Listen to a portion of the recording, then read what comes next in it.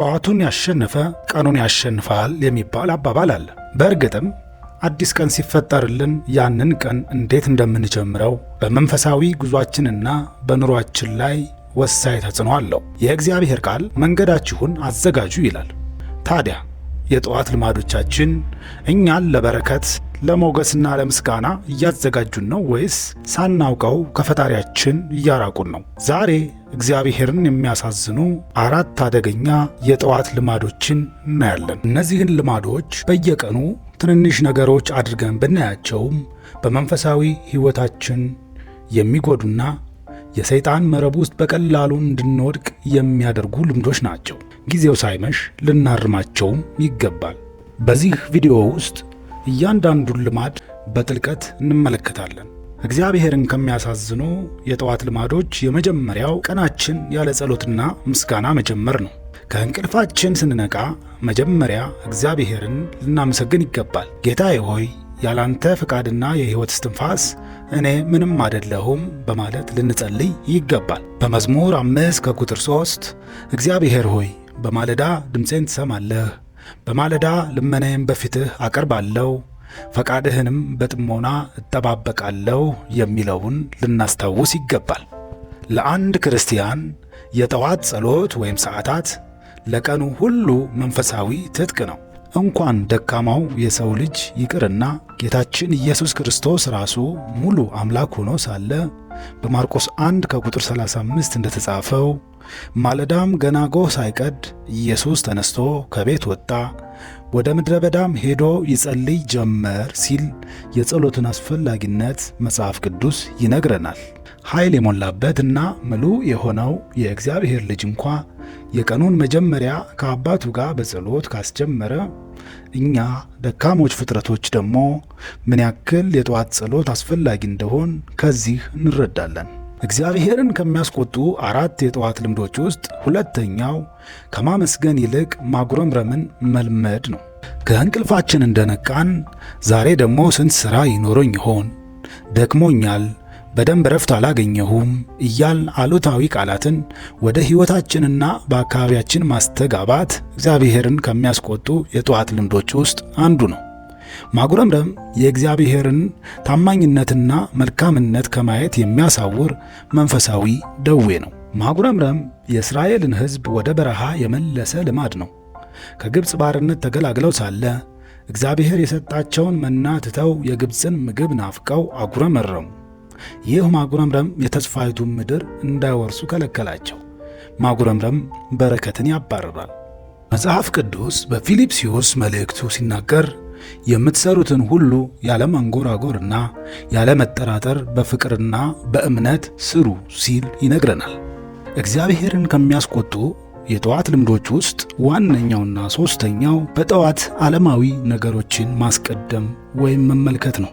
ይህ ብዙዎቻችን እየፈተነ ያለ ችግር ልክ እንደነቃን ስልካችንን በማንሳት አሉታዊ ዜናዎችን፣ ትኩረት የሚከፋፍሉ ነገሮችንና ዓለማዊ ጭንቀቶችን ወደ አእምሯችን የምናስገባበት ነው። ቀን ላይ የሚኖረን ልባችን ጠዋት በምናየው ነገር ይገዛል። ጠዋት ላይ የዓለምን ጭቃ ከዘራን ቀን ሙሉ ሲበቅል የሚውለው ፍርሃትና ጭንቀት ይሆናል። መጽሐፍ ቅዱስ ይህንን ሲያስረዳ በማቴዎስ 6 ከቁጥር 33 ከሁሉ አስቀድማችሁ ግን የእግዚአብሔርን መንግሥትና ጽድቁን ፈልጉ እነዚህም ሁሉ ይጨመሩላችኋል ሲል ይናገራል። ከዚህ መልእክት የምንረዳው አስቀድማችሁ የሚለው ቃል የቅድሚያነትን ቦታ ያሳያል። የጠዋት ሰዓታት ወይም ጸሎት ከማንኛውም ምድራዊ ጉዳይ በፊት ለእግዚአብሔር እንዲሆን ይናገራል። አራተኛው እግዚአብሔርን ከሚያስቆጡ 4 የጠዋት ልምዶች ውስጥ የእግዚአብሔርን ምሪት ሳንፈልግ ከቤታችን መውጣት ነው። ይህ ልማድ የዕለቱን ትግሎቻችንን በራሳችን ጥበብና ዕቅድ ለመምራት መሞከር ነው። ሕይወት በየሰዓቱ ውሳኔ የሚጠይቅ የትራፊክ ፍሰት ነው።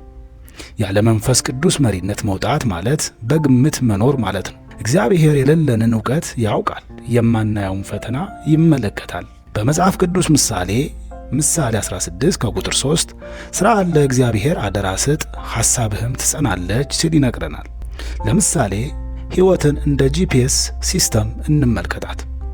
መኪናውን ከማስነሳታችሁ በፊት መድረሻውን ወይም የእግዚአብሔርን ፈቃድ ማስገባት አለብን። ያለ መሪነት ከቤት መውጣት ማለት ከባድ ጊዜያትን በማይገቡ ስህተቶችና ትግሎች ማባከን ማለት ነው። ስለዚህም ሥራ ከመጀመራችን በፊት በጠዋት በጸሎት ጌታ ሆይ ዛሬ የምሠራውን ሥራ ባርክልኝ፣ ስለ እኔ ሥራ ሳይሆን ስለ አንተ በጎነት የማስበውን ሁሉ እንደማሳካ አምናለሁ ብለን ልንጀምር ይገባል። በዚህ ጊዜ ተግተን ከመስራትም በላይ ውጤቱን ለእግዚአብሔር አደራ ስለምንሰጥ ስለ ሥራው እንጂ ስለ ውጤቱ አንጨነቅም። የተወደዳችሁ የዚህ ቻናል ተከታታዮች ዛሬ ስለተነጋገርናቸው 4 እግዚአብሔርን ከሚያስቆጡ የጠዋት ልማዶች ውስጥ የትኛው በሕይወታችሁ ውስጥ እንደነበረ በኮሜንት ላይ አስፍሩ። ከእንግዲህ ወዲህ ነገሮችን በአዲስ መንፈስ ልንጀምር ይገባል። ይህንን ቪዲዮ ካያችሁ ጀምሮ በጠዋት ተነስታችሁ አንደኛ ጸሎትን አስቀድሙ። በማንኛውም ሁኔታ ውስጥ ሆናችሁ ለ5 ደቂቃም ቢሆን ባላችሁበት ሆናችሁ እግዚአብሔርን አመስግኑና ጸልዩ። ሁለተኛ ማጉረምረምን አቁሙ። በብስጭት ቃል ሳይሆን በምስጋና ቃል ቀናችሁን አውጁ። ሶስተኛውና ዛሬውኑ መጀመር አለባችሁ ብዬ አበክሬ የምመክረው ከእንቅልፋችሁ እንደተነሳችሁ ስልኮቻችሁን በመመልከት በአሉታዊ ነገሮች አእምሯችንን መሙላት ነው። ከዛም ይልቅ ስልካችሁን ለጊዜው አስቀምጡና አእምሯችሁን በእግዚአብሔር ቃልና ምስጋና ሙሉት። ከዛም ቀናችሁ የተባረከ ይሆናል። የመጨረሻው ምሪቱን መጠየቅ። ከመወሰናችሁና ከመውጣታችሁ በፊት ልትሰሩት ስላሰባችሁት ሥራ ውጤቱን እንዲያቀናና እንዲያሳምርላችሁ ለፈጣሪያችሁ መንገር መርሳት የለባችሁም። ውድ የቻናሌ ተከታታዮች አብራችሁ ስለነበራችሁ አመሰግናለሁ። በቀጣይ ፕሮግራም እስከምንገናኝ ላይክ እና ሰብስክራይብ ማድረግ እንዳትረሱ። ስራችን እና ቀናችን የተባረከ እንዲሆን እግዚአብሔር ይርዳን። መልካም ጊዜ